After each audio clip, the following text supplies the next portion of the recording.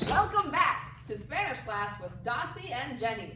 Today we're going to be talking about conjugated verbs and verbs in the infinitive. In Spanish, verbs have to be conjugated.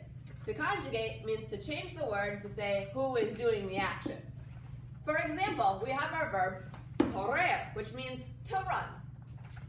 You can change the word correr to I run by saying yo corro, or you run, tú corres. He runs, él corre. We run, nos corremos. Or they run, ellos corren.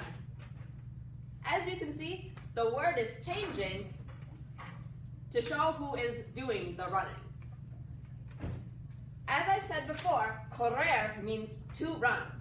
This is the verb in the infinitive, or before it's conjugated.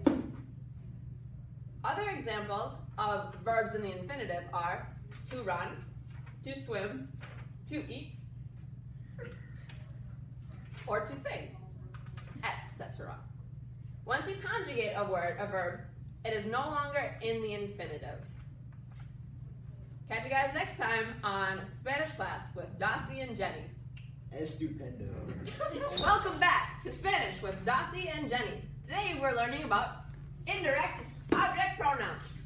An indirect object pronoun answers the question to or for whom. The indirect object pronouns are me, te, le, nos, and les. Me means to or for me. Te means to or for you. Le means to or for him, her, or you formally. Nos means to or for us. And les means to or for them or y'all. An example of a sentence with an indirect object pronoun is, I give a gift to you, which translates to, te doy un regalo. Notice that te, our indirect object pronoun, comes before our conjugated verb, doy. The indirect object pronoun always comes before the conjugated verb. If the sentence was, I give the gift to him, you might wonder who him is. In this case, we would have to add a preposition at the end, a Juan. So here, I give a gift to Juan. Le doy un regalo a Juan, because le can mean to him, her, or you formally. You have to add a preposition at the end anytime you have a question as to or for whom. Once upon a time, I was going with my friend to the cities to look at a car that he wanted to buy, and we took along his dad and his younger brother, Jimmy John.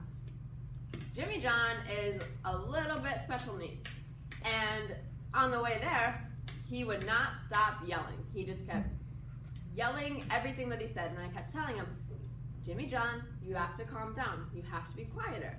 And he did not want to listen to me. And so then finally I said, Jimmy John, tell me a good joke. You've got lots of good jokes. Tell me one. And he goes, okay, why do birds fly? And I said, I don't know. Why do birds fly?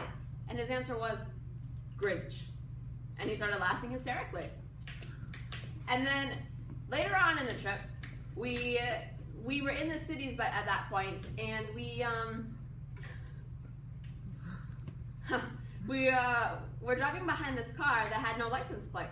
And all of a sudden, Jimmy John in the seat next to me goes, oh no! And I was like, what? What's wrong, Jimmy John? He goes, naked car! And if that wasn't a hilarious experience, I don't know what was.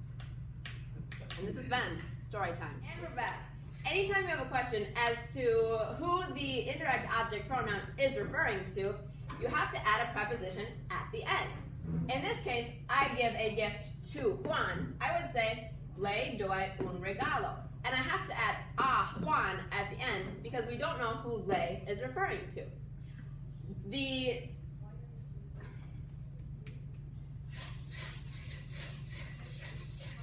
We don't have to put a Juan at the end if I already know that we're talking about Juan. In this case, Juan es mi amigo. I can just say, le doy un regalo, because I already know that I'm talking about Juan.